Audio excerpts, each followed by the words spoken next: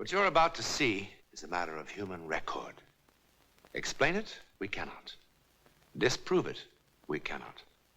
We simply invite you to explore with us the amazing world of the unknown, to take that one step beyond.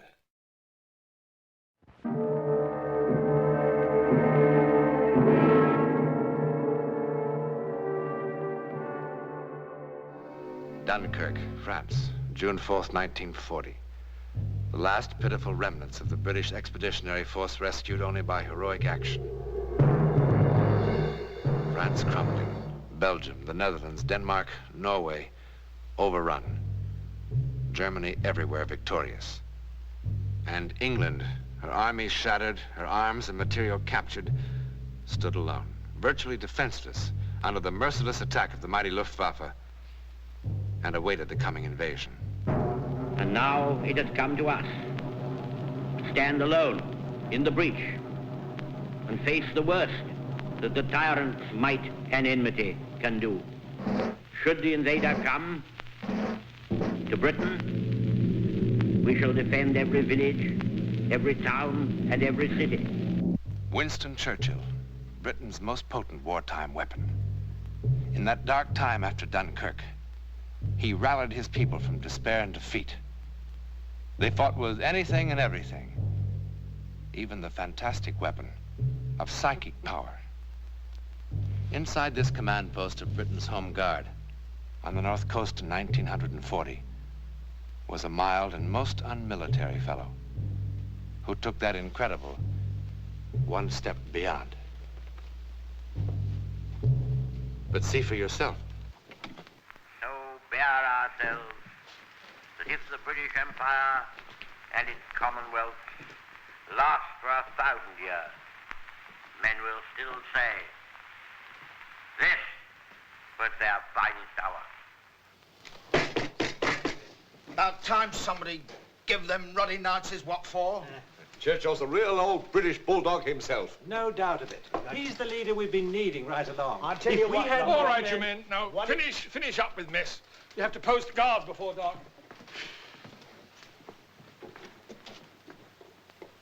Their finest hour.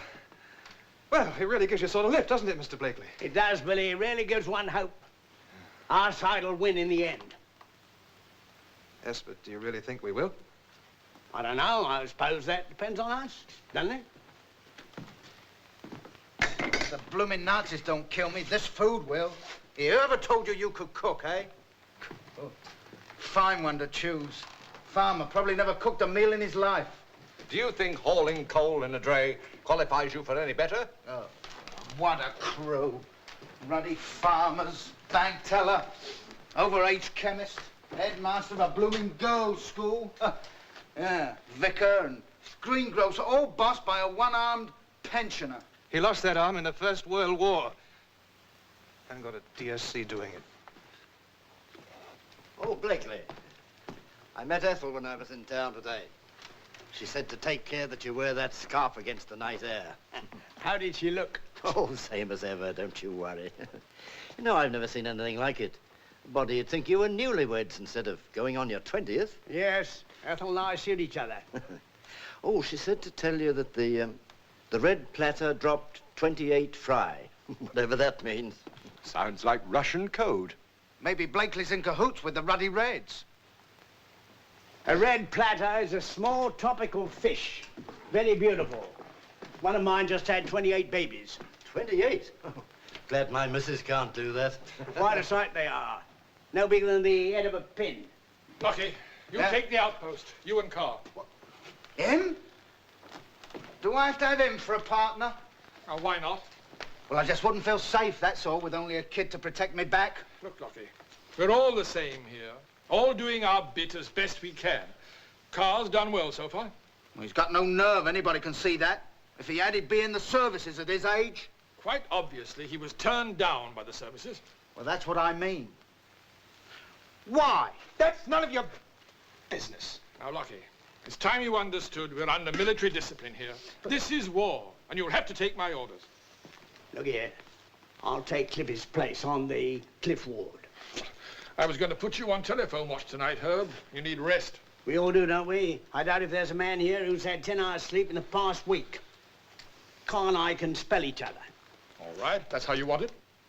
If it's all right with Carr and Lockie. All right. You know the schedule of the watch and the signals. Now, no lights and no smoking from now on. Harrison. Yes. You and Charlie get to the lighthouse. Right. Bill, you take the near bunker.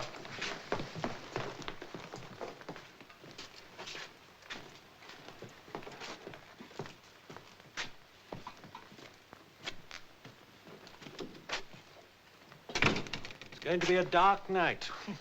Just the kind they'd choose. Do you really think we have to fear them this far north? Surely they'll hit straight across the channel at Kent and Essex. Our job is to watch for raiders, off subs and the like. They'll probably try to infiltrate all along the coast. A nice, quiet little inlet like ours is made to order for them. I hope they don't come tonight. Likely they'll find us all asleep. Any man caught sleeping at his post will face court-martial. We're not the regular army, remember, Tim? We've all of us been on the constant alert for more than 3 weeks. And every man's ready to drop. And every man's doing his duty. I appreciate that. Maybe as time goes on, we'll all toughen up, huh? Herb, you better take a gun with you out there. Prawley's 22 or the Vickersburg gun. Wouldn't know how to use it anyway. We're only there to sound a warning. They must have a weapon of some kind. Take a sawed-off oar or a pitchfork. All right. I'll take a pitchfork, and here's your sawed-off oar.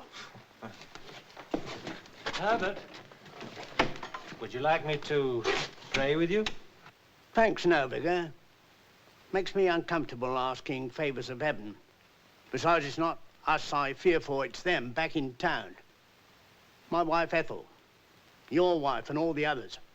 But they'd have to land here first. I mean the bombers. Why would they bomb our little town?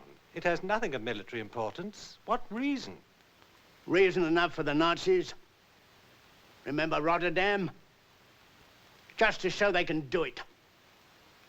Just to put the fear of God in us. Don't think of it. It won't happen here. They'll be all right. Very well, Vicar. If you want to pray for them.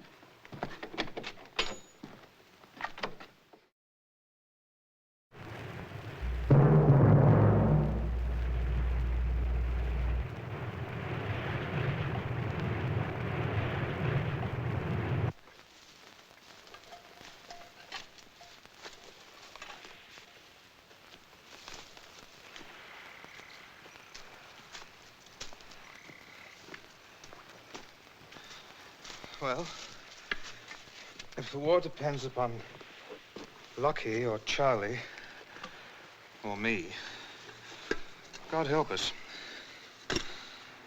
We're really at the bottom of the barrel. Oh, I wouldn't say that entirely.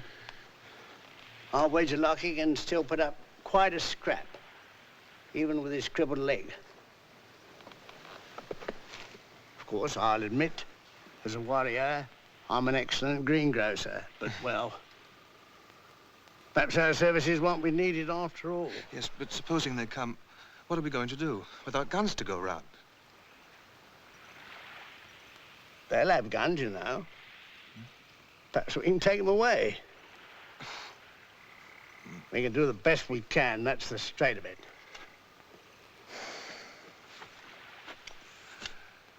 Mr. Blakely, Lockie was right, you know. I am a coward.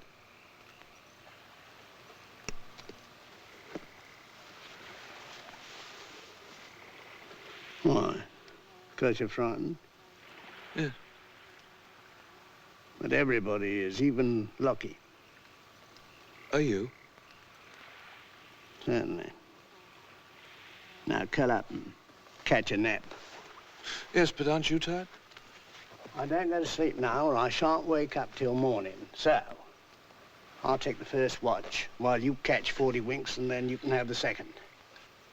Now, don't worry, I shall wake you.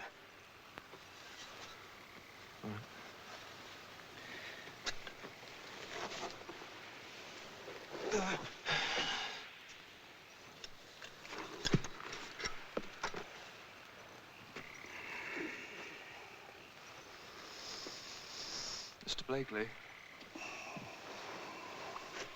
The reason why I couldn't join the service, I've got bad lungs. Go to sleep.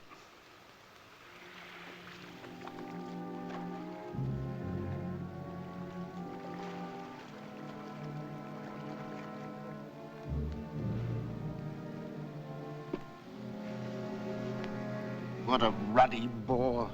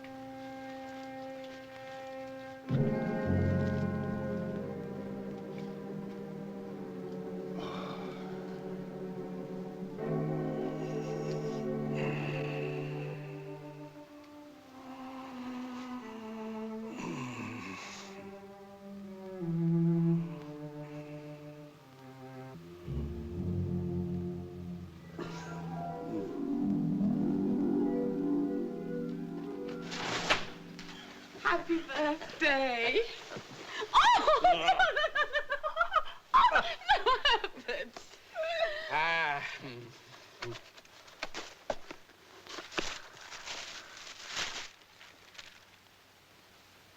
Do you like it?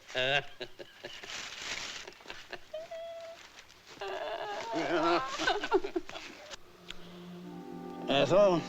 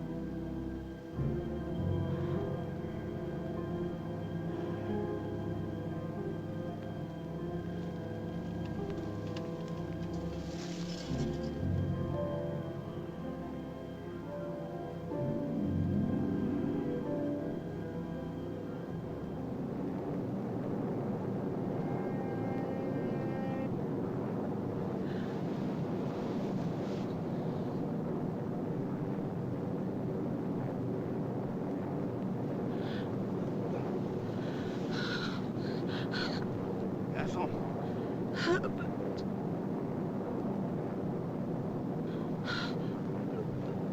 Herbert.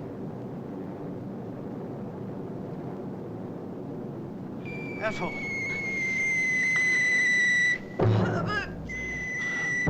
Ethel!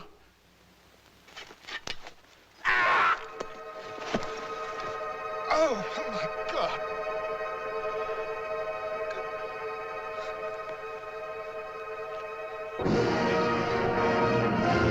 He's not alone there yet. You've got to signal the alarm.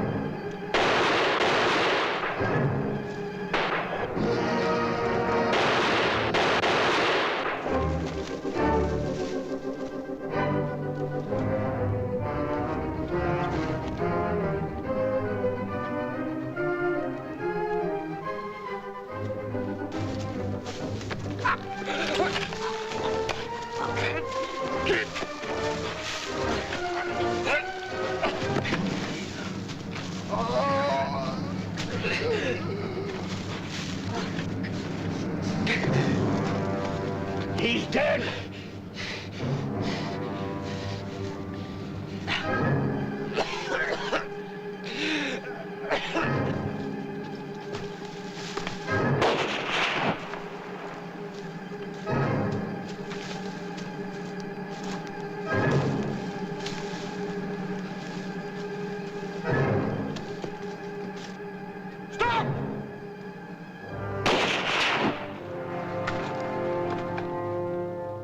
Yes, sir. Yes, sir. Mr. Noel, talk back. Easy. Oh. Ow.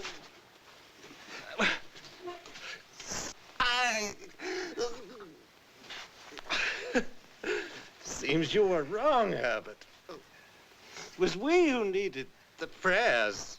How do you feel? Oh, it's nothing serious. I'll be back on my post tonight. Oh. The attack started at 04:17 hours and lasted approximately 7 minutes. Yes, I'm sure. We got them all. 5 men and an officer. Ours? Well, I suppose every man's got a scratch or two. Only 3 seriously. I'm sending them into hospital. Go ahead, Charlie. Yes, sir. Dead? Only one. Who? Lucky. Oh.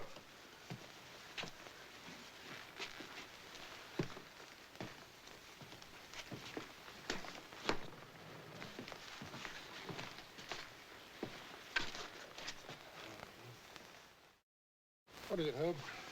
It was my fault, Tim. Yours? Why? I was late giving the alarm. I was asleep. If that were true, you'd be dead. We got the alarm all right, and from you. I woke up just at the last moment. And you know what woke me? A dream. A dream? A dream that saved my life. Saved all our lives, probably. Tim, they bombed the town. In your dream? Yeah. I saw Ethel sleeping, and the eye bombers overhead. Didn't you hear them? No. Besides, why would they bomb us here? They must have passed over on their way to London. Are you sure? You didn't hear bombs falling in town over there. How could we with all the noise here? I've got to go see. Maybe you think I'm balmy, but you've got to give me time off today to go in. You see, I saw Ethel and my house and the bomb falling. Herb, it was only a dream. I got to know. All right.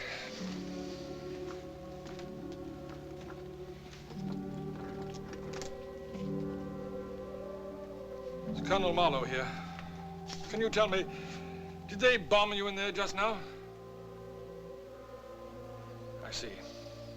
Thank you. You can ride in with the truck. Thanks. Herbert. Good luck. Thanks.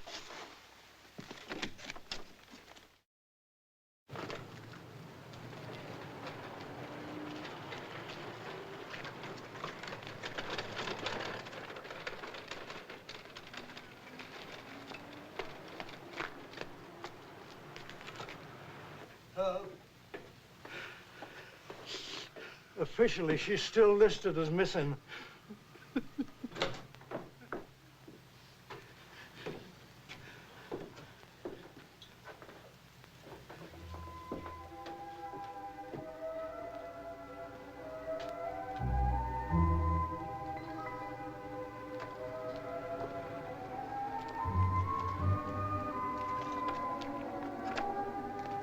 Herbert.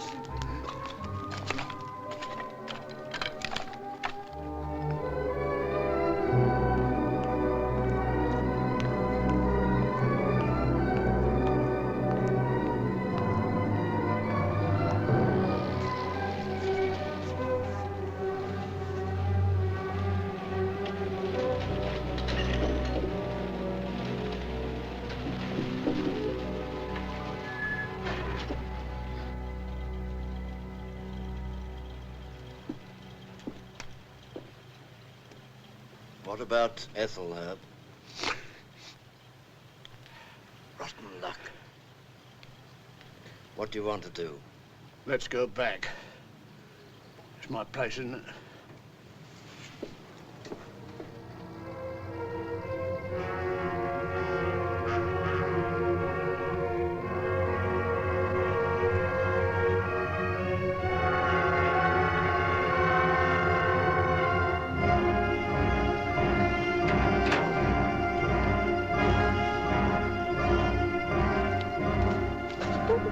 Herbert. Herbert. Oh, I was so worried. I know it's against regulations, but I just had to come. I thought you were dead. I was dead. I dreamed some Nazis landed here and were going to attack you, and no one saw them coming. I screamed. It was so terrible, it saved my life. I woke up just as the planes were overhead, and I had just enough time to grab some clothes and run into the basement. I had a dream, too. What in the world are you doing with my shoe? Want to hear my dream, Ethel? I tried so hard to call you. I tried so hard to warn you. I wanted so badly for you to hear me. I think perhaps I did, Ethel. I think perhaps I did. A recorded case of the double dream. When a man and his wife met for a life-saving moment in the world outside the five senses. Sometimes people in love have been known to speak beyond time and space. To whom it happened, we know. Where it happened, we know. How or why it happened. In a moment, something about our next meeting in the unknown world. Now, as to next week. Ballet slippers for a very young ballerina. A lovely child who one afternoon long ago danced into the world of the unknown and in one shattering moment had a terrifying look into the future. Would she, or could she, years later once more, dance one step beyond?